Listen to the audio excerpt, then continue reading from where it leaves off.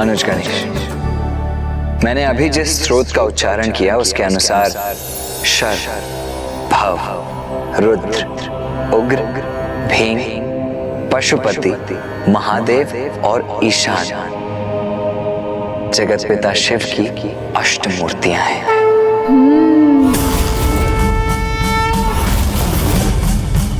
और इन्हीं अष्ट रूपों में ही तो समस्त सृष्टि भी समाहित है, क्रियान्वित है।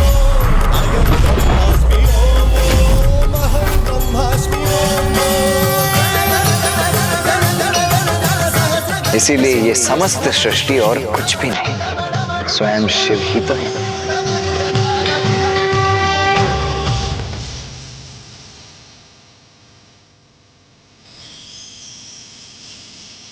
अद्भुत भैया। अद्भुत तो तुम्हें तब प्रतीत होगा गणेश, जब तुम प्रभु शिव की महिमा को पूर्ण रूप से समझोगे। वो परम शक्ति, वो परम ऊर्जा जो सर्वव्यापी है, जो समस्त ब्रह्मांड का संचालन करती है, वो अपनी संपूर्ण स्थिरता में शिव ही तो है। और वही परम ऊर्जा गतिशील होकर अपने स्त्री रूप में मां पार्वती एवं पुरुष रूप में श्री हरि नारायण बनकर प्रकट होती है। अर्थात शिव ही सृजनकर्ता ब्रह्मदेव भी है और पालनहार श्री हरि नारायण भी। शिव ही परम ब्रह्म है। सभी जीवों की नियति उनके जन्म मरण के निर्धारक भी हैं।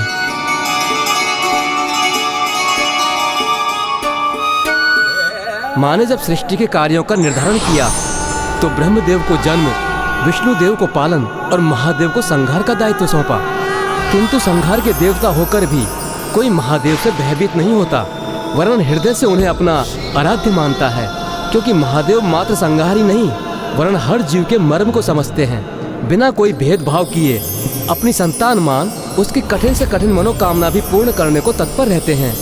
मैं अल्पायु था और मेरी मृत्यु भी 16 वर्ष की आयु में होनी निश्चित थी, किंतु मेरे द्वारा की गई महादेव के पूजा के कारण ही यमराज भी मुझे अपने साथ ले जाने में असमर्थ रहे।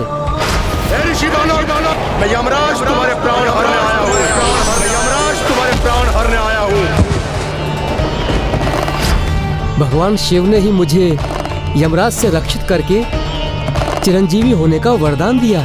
तो उचित है, मैं वरदान देता हूँ कि आज के बाद मार्कंडे की आयु 16 वर्ष से अधिक कभी नहीं होगी। इसलिए संपूर्ण सृष्टि और हम सभी इन्हीं से हैं।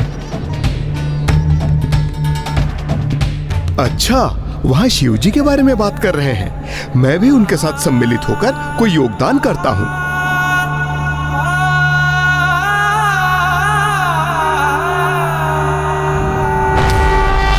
शिव अनंत हैं, ऐसे अनंत अमृत सरोवर हैं वो, जिनके कृपा रूपी अमृत का भंडार कभी क्षीण ही नहीं होता। उनके साकार रूप के प्रत्यक्ष दर्शन से तो हम कृतार्थ होते ही हैं, किंतु उनके जो निराकार स्वरूप हैं वही सर्वत्र व्याप्त हैं।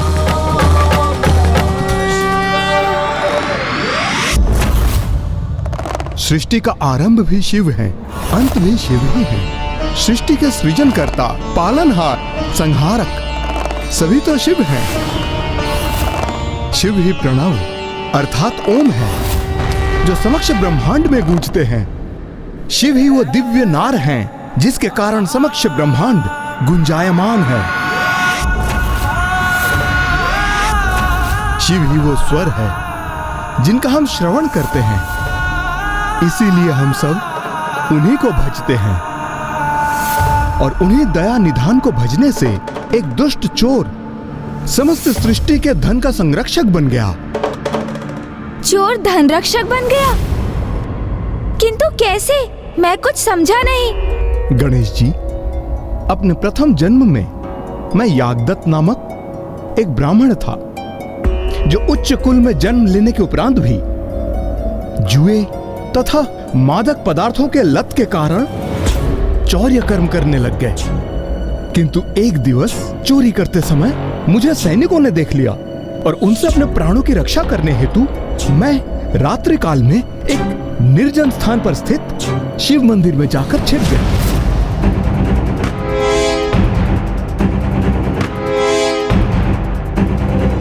कहाँ छिपूं? हाँ, यहां छिप जाता हूं। अवश्य यही कहीं छिपा होगा वो चोर।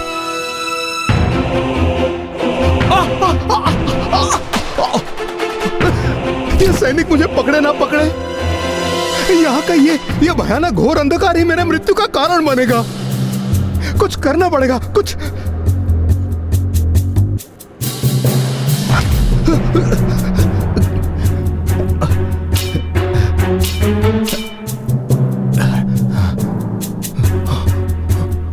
अब तो मेरी बस एक ही इच्छा है कि यदि वो सैनिक भी मुझे पकड़ ले तो भी मुझे दंड का कष्ट अधिक समय तक नहीं भोगना पड़े। मैं अधिक समय तक मैं कारागार में नहीं रहना चाहता।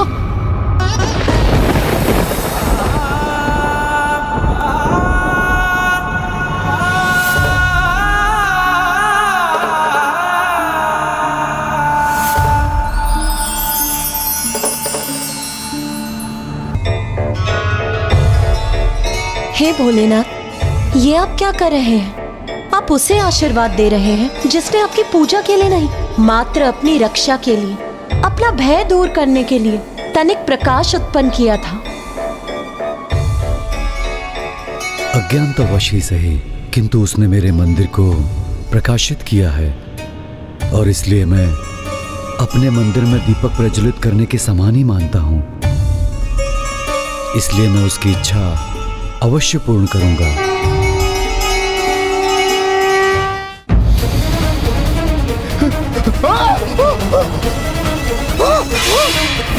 बहुत भगाया तुमने हमें, किंतु अब तुम नहीं भाग सकोगे। अब तो तुम्हें मृत्युदंड प्राप्त होकर ही रहेगा। मृत्युदंड? नहीं, मृत्युदंड नहीं। तो क्या वास्तव में उस जन्म में आप मृत्युदंड के भागी बने कुबेर जी? जी गणेश जी, मुझे तो वही प्राप्त हुआ जिसकी मैंने इच्छा की थी। एक ऐसा दंड जिसका अंत भी शीघ्र हो और उसमें कष्ट भी क्षणिक हो।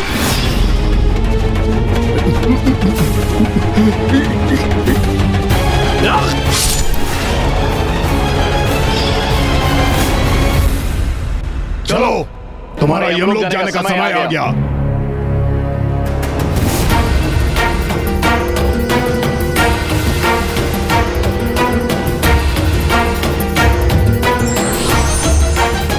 यज्ञदत्त यमलोक नहीं जाएगा। हम यमदूत हैं, यमराज जी की आज्ञा अनुसार ही इन्हें लेकर जा रहे हैं। हम शिवगण हैं। हम प्रभु शिवशंकर की आज्ञा का पालन करने के लिए यहाँ उपस्थित हुए हैं। भोले बाबा ने इन्हें पुनर्जन्म देने का निर्णय लिया है।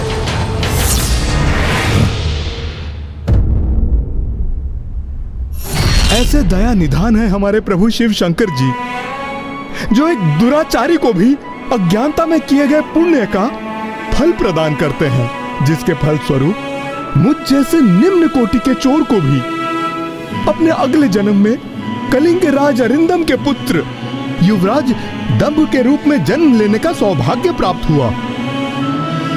ये जन्म तो प्रभु के कृपा के कारण ही प्राप्त हुआ था। इसलिए इस जन्म में मेरा सारा रुझान सत्कर्मों की ओर ही था। मैं सदैव पूजा पाठ करता था। प्रतिदिन मैं शिव अभिषेक कर, दीप को प्रज्वलित कर केवल उनकी आराधना करता था। और उसी के फल स्वरूप जब मुझे उस जन्म से मुक्ति प्राप्त हुई तो मेरा जन्म ऋषि विशर्वा के पुत्र के रूप में हुआ। और उस जन्म में प्रभु की कृपा से मुझे तप करने का सामर्थ्य भी प्राप्त हुआ। प्रभु के दर्शन हेतु मैंने अपना तप आरंभ किया।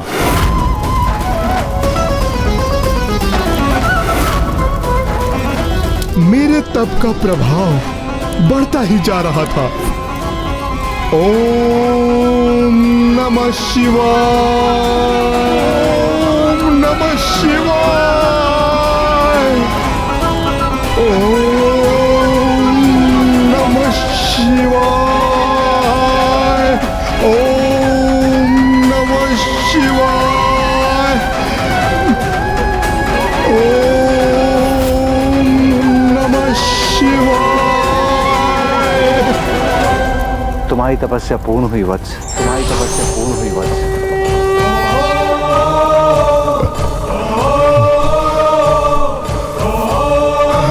प्रभु, माता, मुझे दर्शन देने के लिए आप दोनों को कोटि कोटि प्रणाम।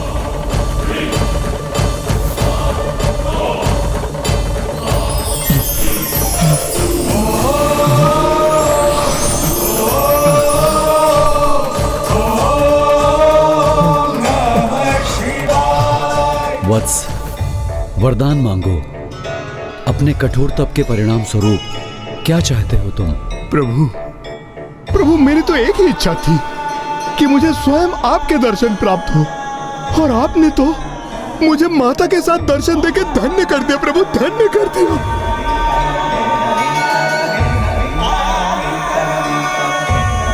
बस प्रभु, मेरे तप का तो यही फल था जो मुझे प्राप्त हो गया।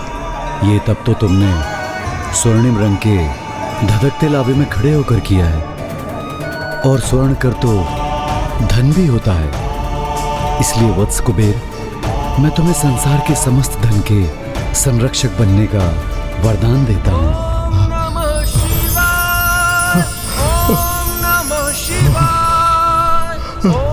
और इस प्रकार प्रभु की कृपा से मुझे अपने पूर्व जन्मों के पापों से मुक्ति प्राप्त हुई, और मैं सृष्टि के समस्त धन का संरक्षक बन गया।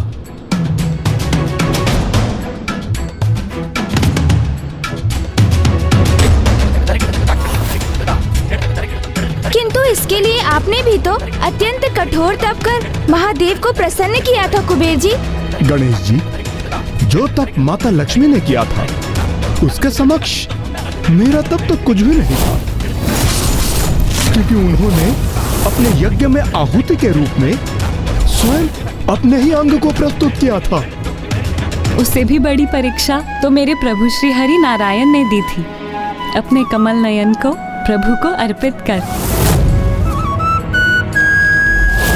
भ्राता श्री हरि नारायण और देवी लक्ष्मी ने भक्ति का ऐसा अनूठा और श्रेष्ठ उदाहरण प्रकट किया है जिसे संसार कभी भूल नहीं सकेगा।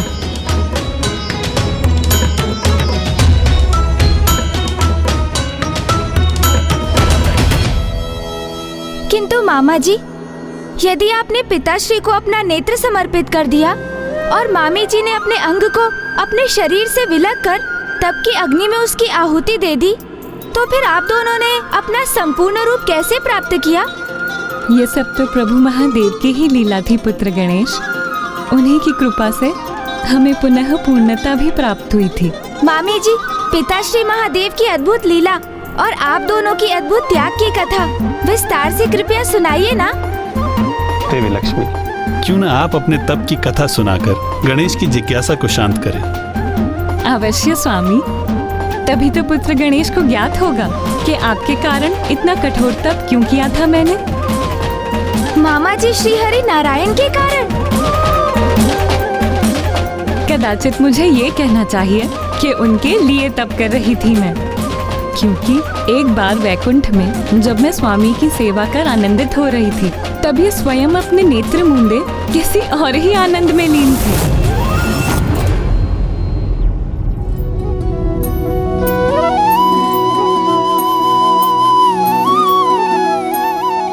स्वामी, अपने नेत्र मूंदे किसका ध्यान कर रहे हैं आप, जिसका आनंद आपकी दिव्य मनोहर मुस्कुराहट बनकर प्रकट हो रहा है?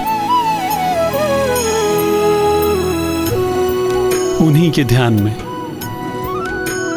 मेरे हृदय में जिनका वास है।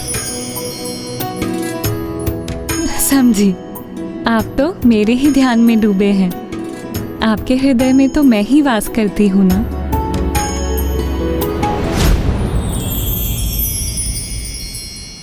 जो मैंने आपसे कहा उसे अपनी प्रतिक्रिया देकर स्वीकार क्यों नहीं किया आपने? मेरा ही वास है ना आपके हृदय में। स्वामी, आप अब भी शांत हैं? आपका निरुत्तर होना मुझे विचलित कर रहा है। कहिए ना प्रभु कि मैं ही आपकी हृदयवासिनी हूँ। यदि आप स्वयं कुछ नहीं कहेंगे तो मुझे अपने हृदय में झांक कर देखने की अनुमति देनी होगी आपको। मैं भी तो देखूं, यदि वो मैं नहीं तो फिर कौन मेरे स्वामी के हृदय में स्थित है?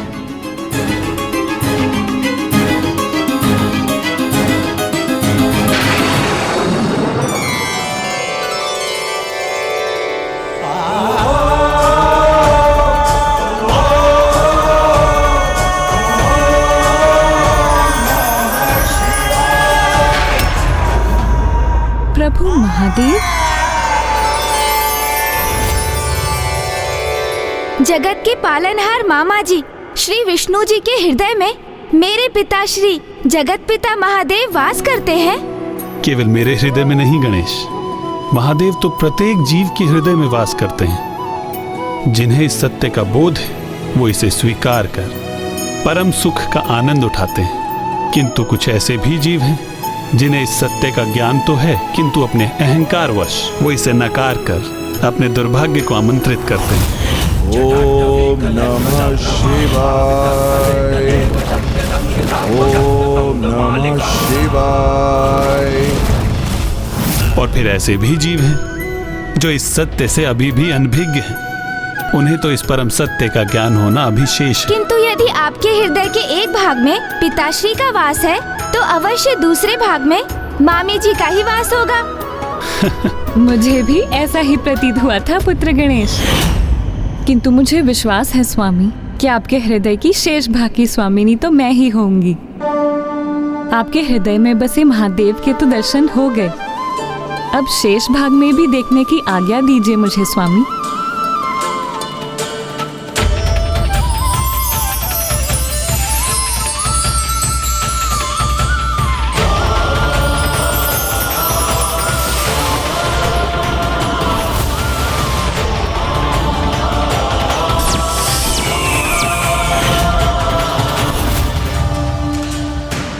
आपके हृदय के एक भाग में भगवान शिव और दूसरे भाग में समस्त संसार है, तो फिर वहाँ मेरा स्थान कहाँ है प्रभु? प्रिय, शिवाय विष्णु रूपाय शिव रूपाय विष्णुवे, शिवश्च हृदयं विष्णु विष्णु च हृदय शिवम। जिस प्रकार महादेव के हृदय में मेरा वास है, उसी प्रकार मेरे हृदय में महादेव का वास है। और जगत का पालनहार होने के नाते मेरी एक दृष्टि सदैव संपूर्ण सृष्टि पर बनी रहती है। इसलिए मेरे हृदय के एक भाग में आपको महादेव और दूसरे भाग में संपूर्ण सृष्टि दिखाई देती है।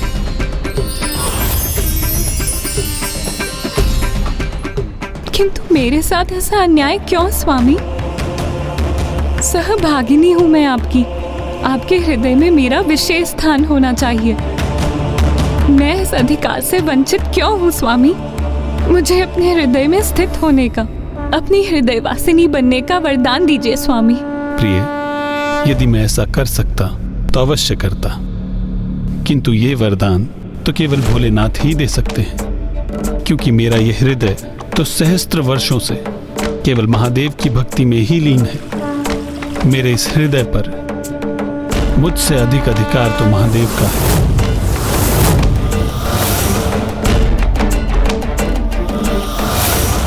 मामा जी ने आपकी विनती स्वीकार करने में असमर्थता व्यक्त कर दी। फिर क्या हुआ मामी जी?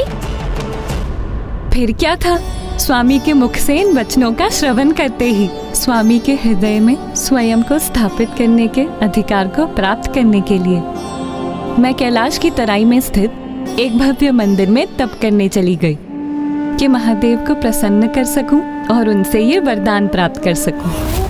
ओम नमः शिवाय, ओम नमः शिवाय, ओम नमः शिवाय, ओम नमः शिवाय। और मैं इसी प्रकार तपस्या करती रही। दिवस, माह और ऋतुएं बीतते चले गए, किंतु मैं उसी प्रकार अन्न, जल, निद्रा का त्याग कर निरंतर महादेव की कठोर तपस्या करती रही। ओम नमः शिवाय, ओम नमः शिवाय, ओम नमः शिवाय, फिर क्या हुआ माता? उनकी तपस्या कठोर अवश्य थी, किंतु देवी लक्ष्मी अपने दृढ़ संकल्प पर स्थिर रही और सहस्त्र वर्षों तक अनेकों कष्ट सहकर अपनी तपस्या में लीन रही। ओम नमः शिवाय, ओम नमः शिवाय। हे देवी, महादेव के दर्शन हेतु महादान की आवश्यकता है, अंग समर्पित करने की आवश्यकता है।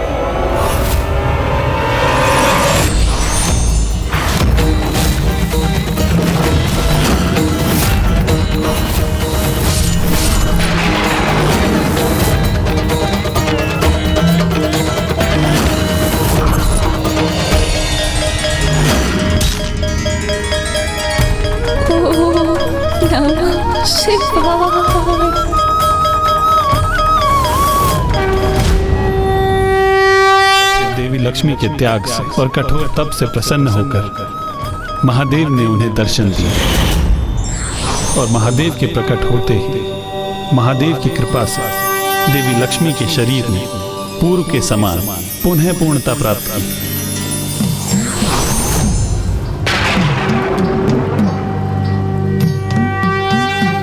महादेव, हे प्रभु, हे महादेव, आपके दर्शन पाकर मैं धन्य हो गई। देवी लक्ष्मी, मैं आपके अत्यंत कठोर तप से मैं अति प्रसन्न हुआ। कहिए मुझसे क्या वरदान चाहती हैं आप? प्रभु, कोई भी पत्नी से अतिरिक्त और क्या चाहेगी कि उसके पति के हृदय में उसका वास उसी प्रकार हो जिस प्रकार उसके स्वयं के हृदय में उसके पति का स्थान होता। किंतु महादेव, जब आप दोनों ही एक दूसरे के हृदय में वास करते हैं तो मेरे स्वामी के हृदय में मेरे लिए स्थान कहाँ? इसीलिए प्रभु, मेरी तो एक ही इच्छा है कि मैं मेरे स्वामी की हृदय वासिनी बन सकूं और उनके हृदय में एक विशेष स्थान प्राप्त कर सकूं। तथास्तु, तथास्तु, तथास्तु। जिस प्रकार आपके हृदय में श्री हरि का वास है, उसी प्रकार मुझसे भी पूर्व उनके हृदय में आपका ही स्थान होगा। उनके हृदय में आपका ही स्थान होगा। उनके हृदय में आपका ही स्थान होगा।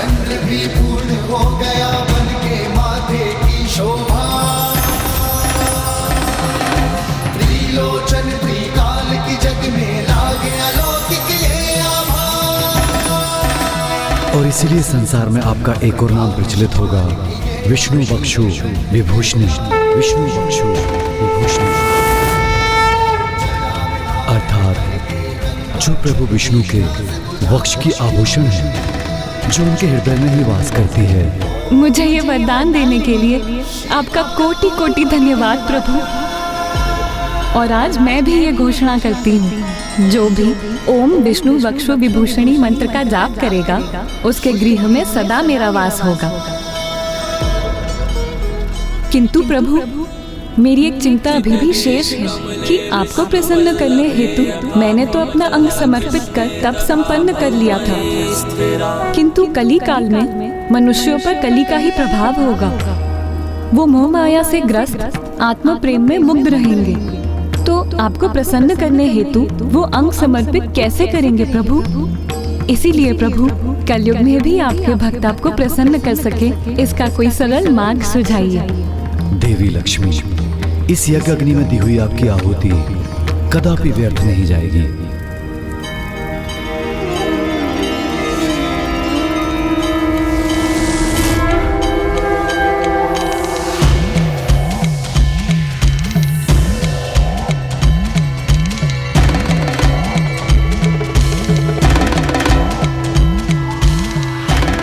आपके सर्वोच्च त्याग का सुफल संसार को अवश्य प्राप्त होगा। यज्ञ अग्नि में जो अंग आपने अर्पित किया, उससे उत्पन्न वृक्ष वेल वृक्ष कहलाएगा, जो मनुष्य के लिए अत्यंत गुणकारी होने के साथ साथ 5 प्रमुख लक्ष्मी स्थानों में से एक होगा। और इस वृक्ष के 3 पत्रों में ऐसा अद्भुत जुड़ाव होगा जिससे संसार को त्रिदेवों के एक होने का संदेश प्राप्त होगा।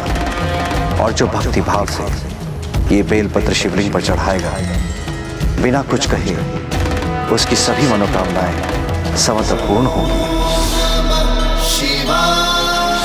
धन्यवाद प्रभु, धन्यवाद। और इस प्रकार प्रभु महादेव ने मुझे मेरे स्वामी के हृदयवासिनी बनने का सौभाग्य तो प्रदान किया ही, किंतु उसके साथ शिव हृदय को प्रसन्न और प्रभावित करने के लिए जगत को ये बेलपत्र भी प्रदान किया।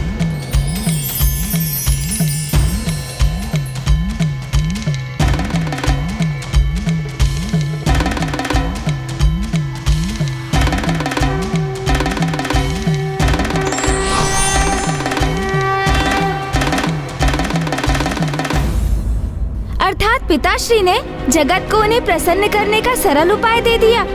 उपाय सरल अवश्य है, किंतु इस सरल उपाय को करने के लिए भक्त के मन में सरलता का होना आवश्यक है, अन्यथा महादेव की परीक्षा इतनी सरल कैसे हो सकती है। एक ऐसी ही परीक्षा मुझे भी देनी पड़ी थी, श्रद्धा, धैर्य और निष्ठा की परीक्षा। कैसी परीक्षा मामा जी? क्या इसी परीक्षा हेतु आपको अपना कमल नयन दान में देना पड़ा था? मुझे बताइए ना मामा जी, क्या हुआ था? इतने सारे प्रश्न।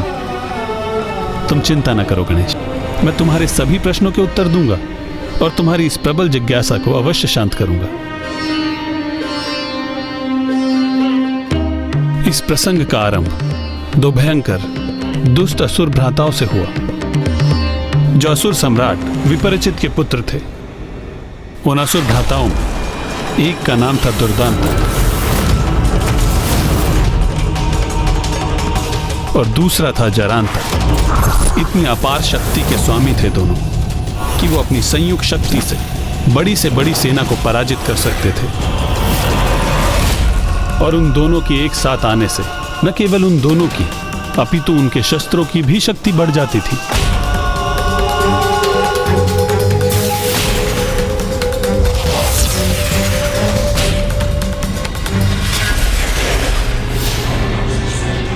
और उन दोनों की एक ही लालसा थी, स्वर्ग पर अपना आधिपत्य स्थापित करना। और उनकी इस लालसा में उनके सहायक बने असुर गुरु शुक्राचार्य।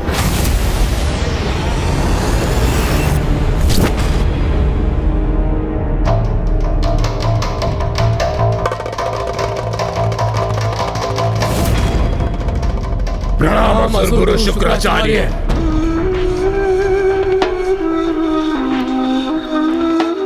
स्वर्ग पर विजय प्राप्त करने के लिए जो हमें चाहिए, क्या वो आपके पास है? यदि नहीं तो हमें आज्ञा दीजिए गुरुदेव, क्योंकि समय व्यर्थ गंवाना हमें तनिक भी नहीं भाता। जो उपहार मैं तुम्हें देने वाला हूं, उसके बिना ही स्वर्ग पर आक्रमण करोगे तो व्यर्थ ही अपना समय गवाओगे। अच्छा, तो हमें शीघ्र ही बताइए, क्या है वो? बताइए बताइए, वो क्या है जिसको पाने के बाद हम स्वर्ग पर विजय प्राप्त कर सकते हैं?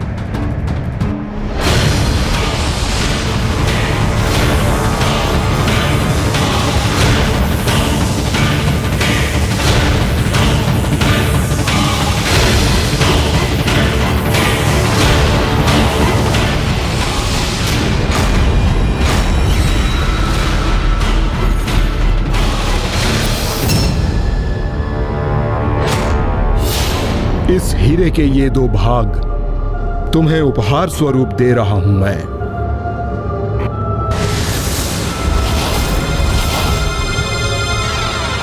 ये कैसा परिहास कर रहे हैं गुरुदेव?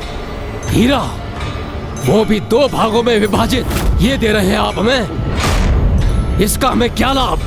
गुरुदेव, शायद आप भूल रहे हैं, हम असुर हैं, असुर, देवता नहीं। रक्त का लाल रंग ही हमें भाता है, वही बनता है हमारा आभूषण, ये हीरे और मोती नहीं। मूर्ख, ये आभूषण नहीं, वो अचूक उपाय है जिसकी सहायता से तुम देवताओं को पराजित कर सकोगे। ये वो स्थान है जिसमें तुम्हारी संपूर्ण सेना सुरक्षित रहेगी। ये वो छल है जिसे देवता कभी भेद नहीं सकेंगे। जो तुम्हें साधारण हीरे के दो टुकड़े प्रतीत हो रहे हैं, उनका एक दूसरे के साथ जुड़ाव होते ही वो एक मायावी अभेद्य दुर्ग में परिवर्तित हो जाएंगे।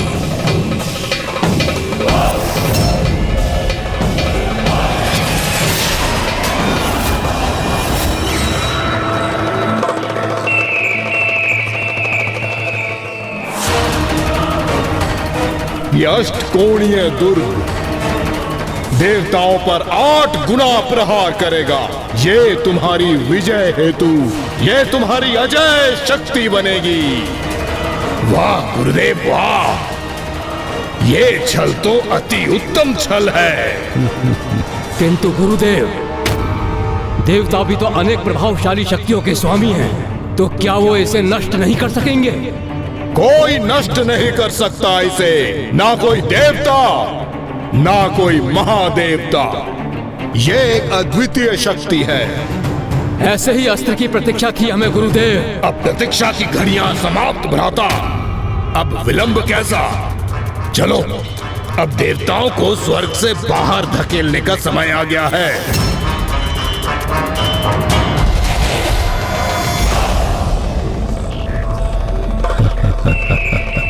और देवताओं को उन पर आने वाले संकट का तनिक भी आभास नहीं था।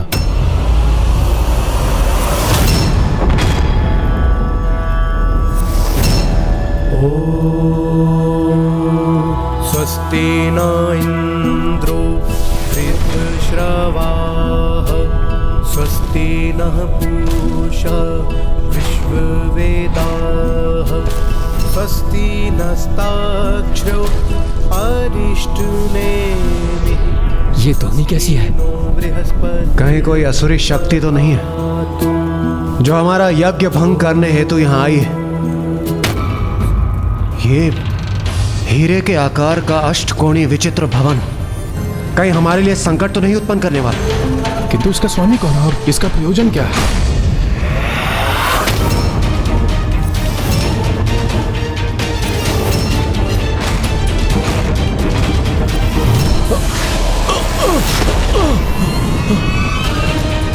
इसने तो हमारी यज्ञ विधि को ही नष्ट भ्रष्ट कर दिया। सावधान देवगण, हम देवताओं पर किसी असुर का आक्रमण है ये।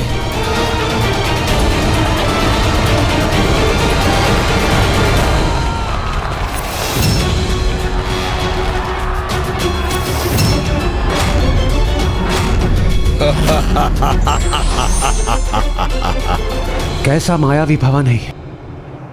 कौन है ये असुर? प्रतीत हो रहा है कि हमने आपके कार्य में विघ्न डाल दिया। किंतु क्या करें, हम असुरों का तो यही कर्तव्य है, तुम देवताओं के कार्य में विघ्न उत्पन्न करना।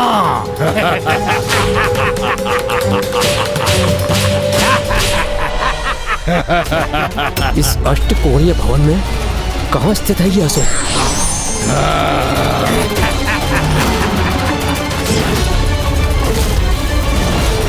स्वर्गलोक के वासियों सुनो, आज यहाँ नवीन शासकों का आगमन हुआ है और तुम सबका हित इसी में है कि तुम हमारी अधीनता स्वीकार कर लो, अन्यथा तुम सबका सर्वनाश होगा। दुष्टासुर, हमें आतंकित करने का प्रयास मत करो। ना ना ना ना ना ना ना, दुष्ट असुर नहीं, स्वर्गाधिपति पुकारो हमें, स्वर्गाधिपति दुर्दांतक। क्या हुआ, चौंक गए? भ्राता दुर्दांतक की घोषणा शीघ्र ही सत्य होगी।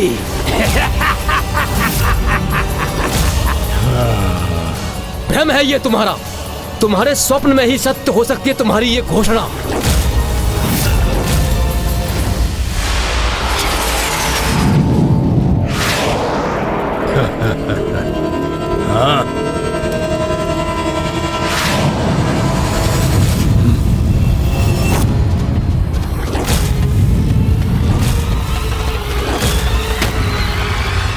जिस प्रकार तुम यहाँ आए हो उसी प्रकार उल्टे पांव यहाँ से लौट जाओ, अन्यथा तुम्हारे असुरों की जो चित्कार तुमने सुनी है वही चित्कार तुम्हारे मुख से भी निकलेगी। देवराज, तनिक ये तो देख लो कि ये चित्कार किसकी है।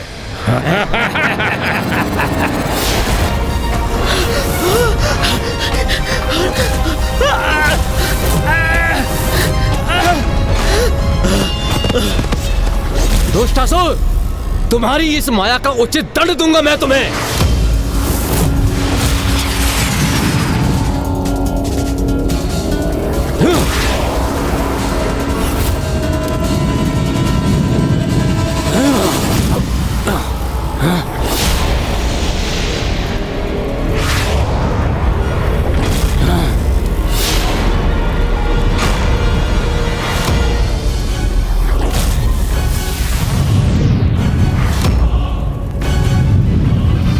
अग्निदेव की अग्नि 8 भागों में विभाजित होकर हम पर प्रहार करने के लिए लौट रही है।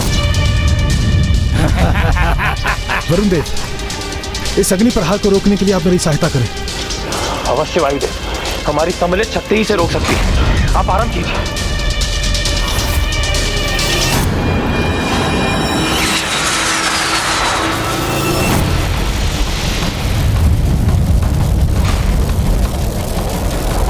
कैसी अष्टकोणीय आकृति है ये, जिसके कारण मेरा वार असुरों के स्थान पर देवताओं को ही कष्ट पहुंचाने लौट पड़ा। चिंता मत कीजिए देवगण, मैं अभी अपनी वज्र की शक्ति से इस अष्टकोणीय दुर्ग भवन को ही नष्ट कर देता हूं।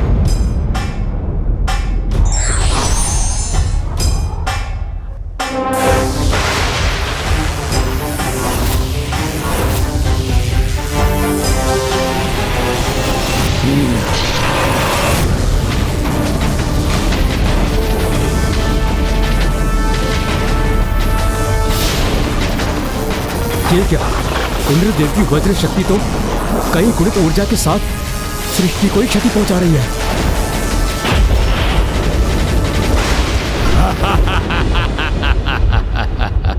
देवराज, ये भवन तो आपके वज्र के प्रहार से भी नष्ट नहीं हुआ, इसने हमें और संकट में डाल दिया। आप उचित कह रहे हैं वायुदेव, इस प्रकार तो मेरी ये वज्र की शक्ति लौटकर समस्त सृष्टि का ही विनाश कर देगी। अब हम कैसे रोकें इसे?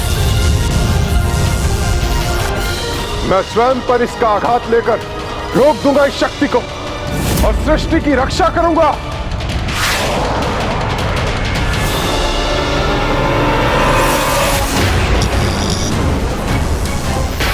सूर्यदेव ने देवराज की लौटती शक्ति को रोक तो लिया, किंतु उसके लिए उन्हें अपार कष्ट हो रहा होगा। सूर्यदेव, सूर्यदेव, संभालिए अपने आप को।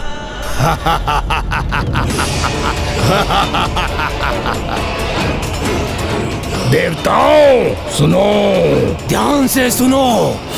जितने क्षति तुम हमें पहुंचाने का प्रयास करोगे, उससे 8 गुना क्षति तुमको स्वयं पहुंचेगी। फिर तो हमें तनिक कोई भी श्रम करने की आवश्यकता नहीं है भ्राता दुर्दांतक, क्योंकि ये देवता तो स्वयं अपना विनाश सुनिश्चित करेंगे। हम पर वार करेंगे और स्वयं ही आहत हो जाएंगे। इसके पूर्व की तुम और दंडता करो। मैं तुम्हें और तुम्हारे इस भवन को, जिसका तुम इतना दंभ कर रहे हो, अपनी वायु प्रवाह से कहीं दूर भेज दूंगा।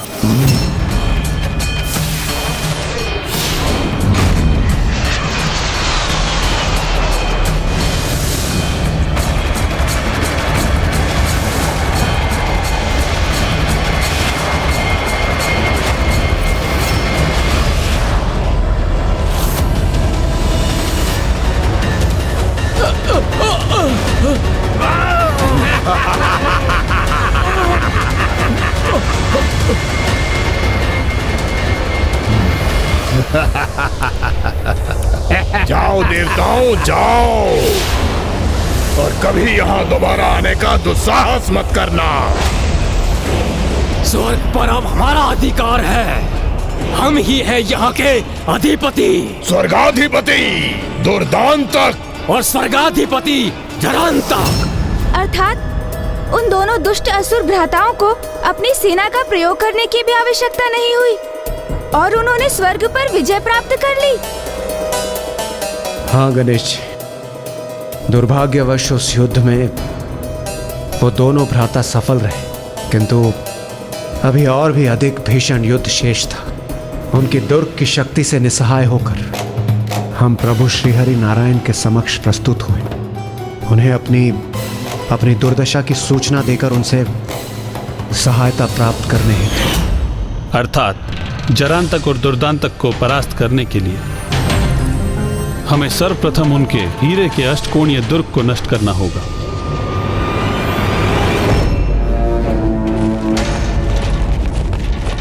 भ्राता दुर्दांतक, अब हम मात्र असुर जरांतक और असुर दुर्दांतक के नाम से नहीं, स्वर्गाधिपति जरांतक और स्वर्गाधिपति दुर्दांतक के नाम से विख्यात होंगे।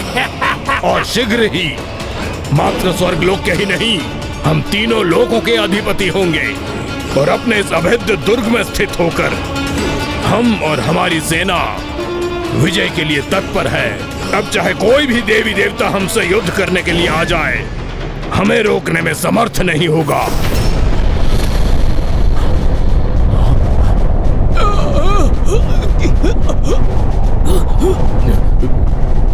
भ्राता जरांतक, ये मुझे कैसी वायु प्रभा का आभास हो रहा है?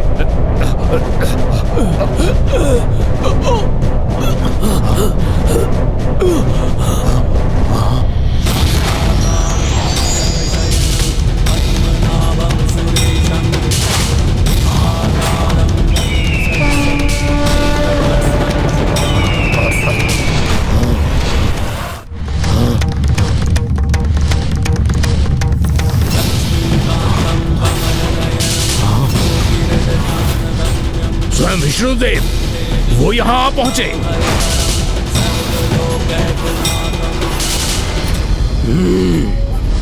प्रतीत होता है भीरू देवता इनसे शरण मांगने पहुंच गए। ऐसे स्वयं अपना युद्ध नहीं कर सकते। ऐसे दुर्बल, ऐसे निर्लज्ज देवता स्वर्ग में वास करते हैं, ये तो हमें ज्ञात ही नहीं था। देवताओं की अच्छाई को उनकी दुर्बलता समझने की भूल मत करना दुष्टों। देवता तो हमारे सामने नहीं टिक सके, किंतु तुम क्या सोचते हो भ्राता? स्वर्गाधिराज जरांतक, क्या इन विष्णु में इतनी सामर्थ्य है कि हमसे युद्ध कर सके? ये तो अभी ज्ञात हो जाएगा। कितने उद्दंड हैं ये दुष्ट, जो सृष्टि के पालनहारे प्रभु श्री हरि नारायण के लिए ऐसे अपमानजनक शब्दों का प्रयोग कर रहे हैं। प्रभु के लिए कहे गए इन अपमानजनक शब्दों के लिए इन दुष्ट असुरों को सर्वप्रथम मैं ही दंडित करूंगा।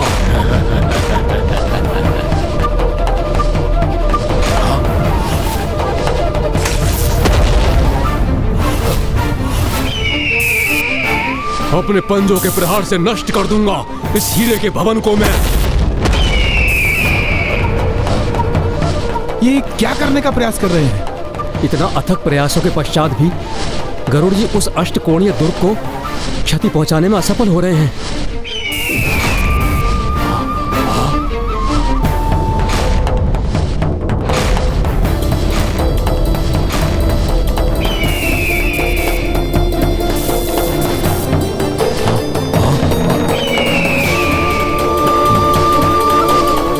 शांत हो जाइए गरुड़ जी, उत्तेजित होने का कोई लाभ नहीं। यदि हम इस दुर्ग को नष्ट नहीं कर सकते तो सृष्टि के बाहर अनंत अंधकार में अवश्य धकेल सकते हैं।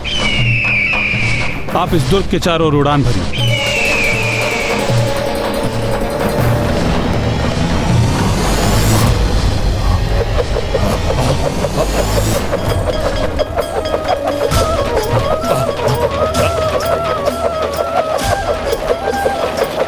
उस अष्टकोणीय दुर्ग के चारों ओर श्री हरि नारायण ने जो गति उत्पन्न की है, अब वही गति दुर्ग को अंधकूप की ओर धकेल रही है।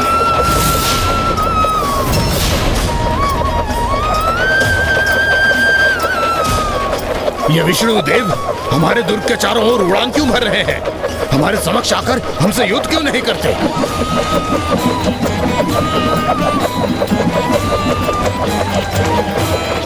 ये क्या कर रहे हैं? ये तो हमें भी संकट में डाल रहे हैं। हमारा दुर्ग तीव्र गति से घूम रहा है।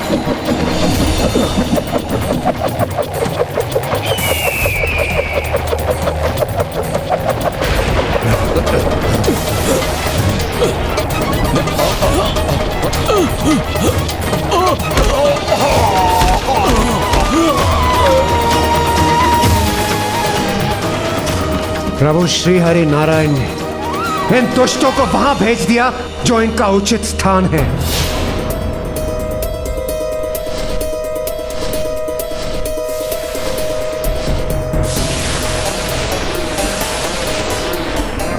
ब्रह्मांड के सिरे पर अंधकूप के समान अंधकार का जहां विस्तार होता है वहां भेज दिया है प्रभु ने उन्हें। वहां जो भी प्रवेश करता है वो उसके अनंत अंधकार में सदा के लिए लुप्त हो जाता है। अब इन दुष्ट असुरों का भी यही परिणाम होगा।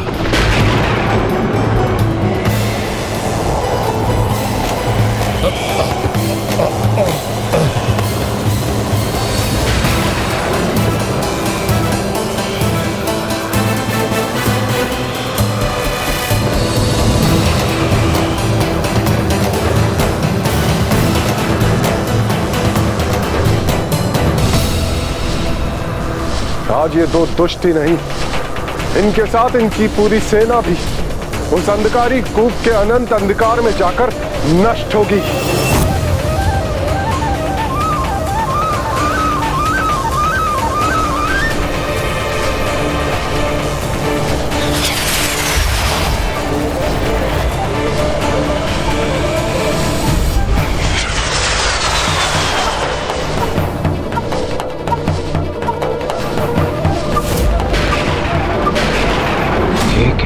वो अंधकूप भी उस दुर्ग को कोई हानि नहीं पहुंचा सका। और अब तो इसकी गति और भी तीव्र है। आपका प्रहार तो विफल हुआ विष्णुदेव। अब आप हमारा प्रहार सहन कीजिए।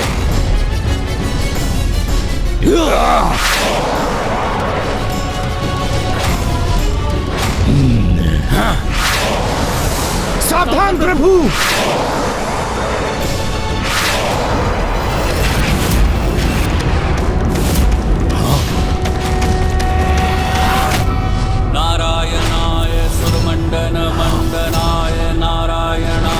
सकल स्थिति कारणाय नारायणाय भवभीति निवारणाय नारायणाय प्रभवाय नमो नमस्ते।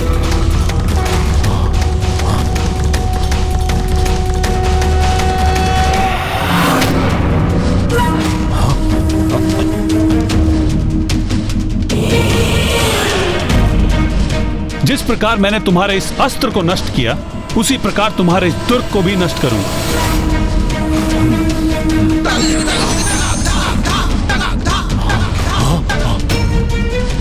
अब इन दुष्टों का अंत अवश्य होगा, क्योंकि प्रभु श्री हरि नारायण का चक्र प्रहार कभी भी व्यर्थ नहीं जाता।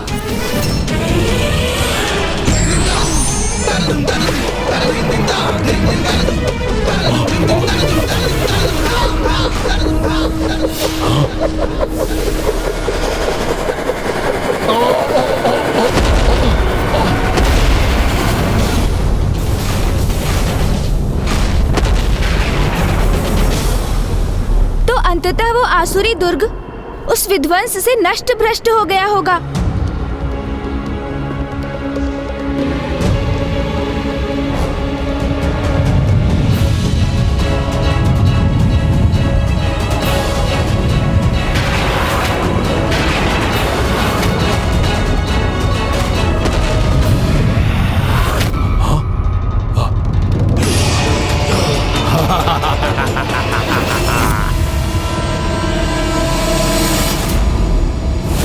मामा जी, ब्रह्मांड के समस्त अस्त्रों में श्रेष्ठतम है आपका वो नारायण चक्र, जो अत्यंत शक्तिशाली था, जो क्षण भर में शत्रुओं का विनाश करने में सक्षम था, जिसको क्षति पहुंचाना असंभव के समान था। वो भी उन असुरों के हीरे के दुर्ग के साथ टकराकर खंडित खंडित हो गया।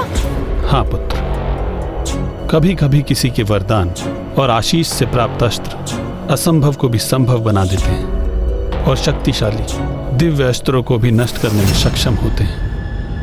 किंतु फिर उन दुष्टों का सामना करने के लिए क्या उपाय शेष था आपके पास मामा जी?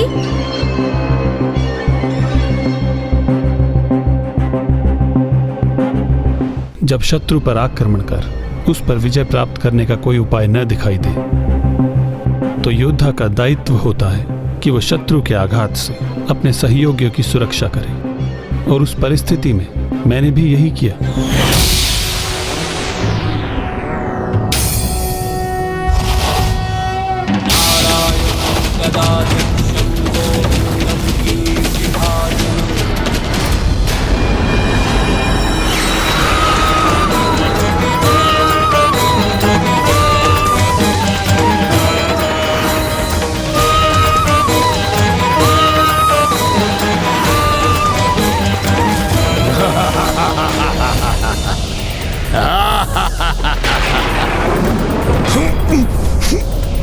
हे प्रभु, हे श्री हरि नारायण, सृष्टि के पालनहारे, हमारी रक्षा का कोई उपाय कीजिए प्रभु।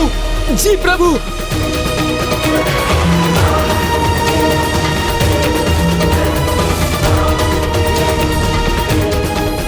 देवताओं, अपने इस विष्णु से सहायता की कोई आस मत रखो, क्योंकि वो तो स्वयं एक पराजित योद्धा है।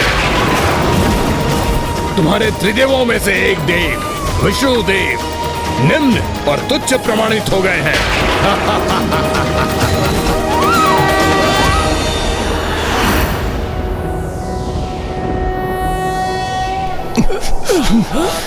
हे प्रभु, हे सृष्टि के पालनहारे, विश्वाकारं गगन सदृशं मेघवर्णं शुभांगं लक्ष्मीकान्तं कमलनयनं योगिहृदध्यानगम्यं वन्दे विष्णुं भवभयहरं सर्वलोकैकनाथम्।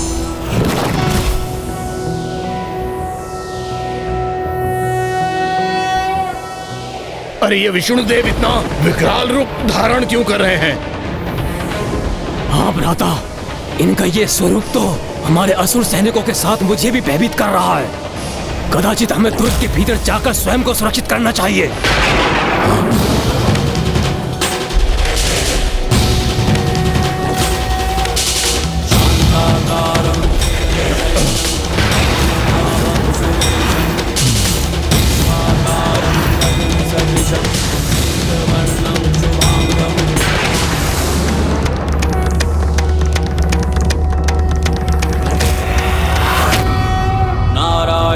गदाध्यक्षं गोविन्दं कीर्तिभाजनं गोवर्धनोद्धरं देवं भूधरं भुवनेश्वरम्।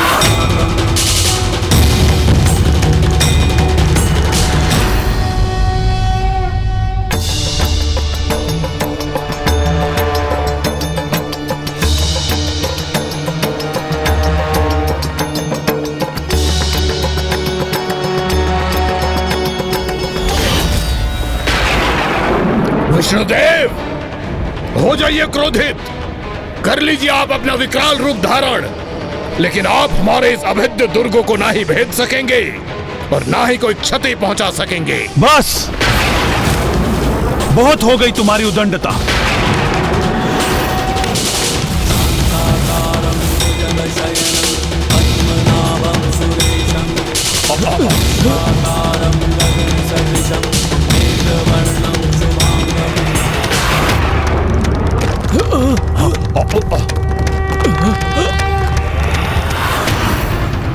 भ्राता, कहीं इनकी मुष्टि में बिछकर हमारा ये हीरे का दुर्ग कहीं छिन्न भिन्न ना हो जाए।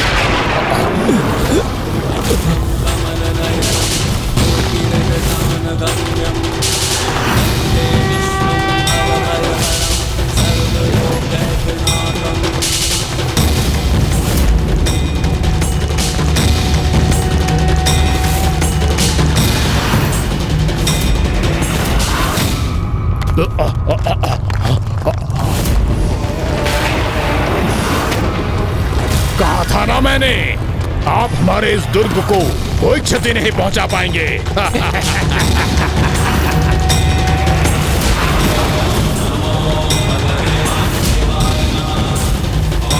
अब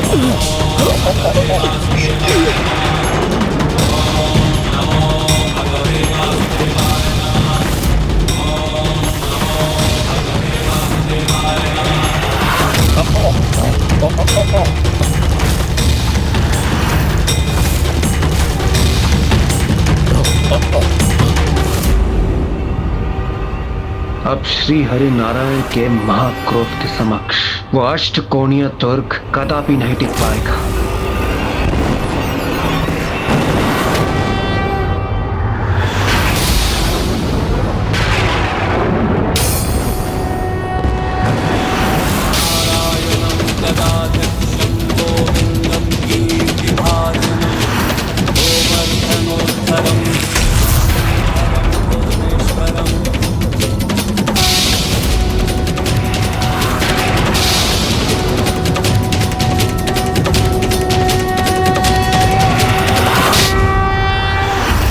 प्रभु श्री हरि नारायण, अपने क्रोध को त्याग दीजिए।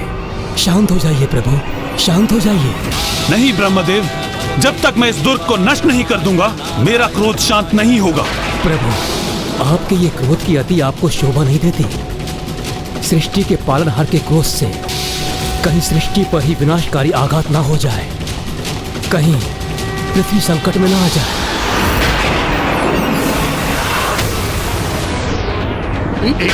ये क्या हो रहा है? हमें हमारे दुर्ग के साथ यहाँ फेंक दिया विष्णुदेव ने। सृष्टि के पालनहार के क्रोध से कहीं सृष्टि पर ही विनाशकारी आघात ना हो जाए, कहीं पृथ्वी संकट में ना आ जाए।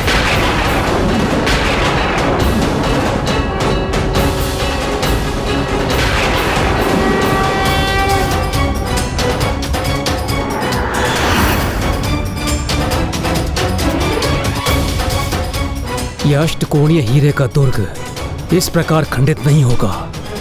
इसका सर्वनाश करने हेतु तो इसका कोई अन्य उपाय ही ढूंढना होगा।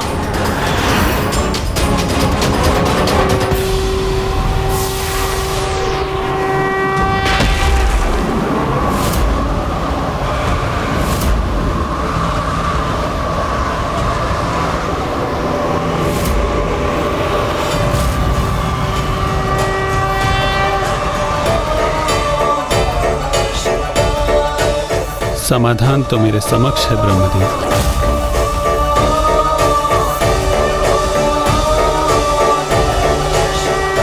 ये समाधान था धर्म की जय का और दुष्टों के संहार का।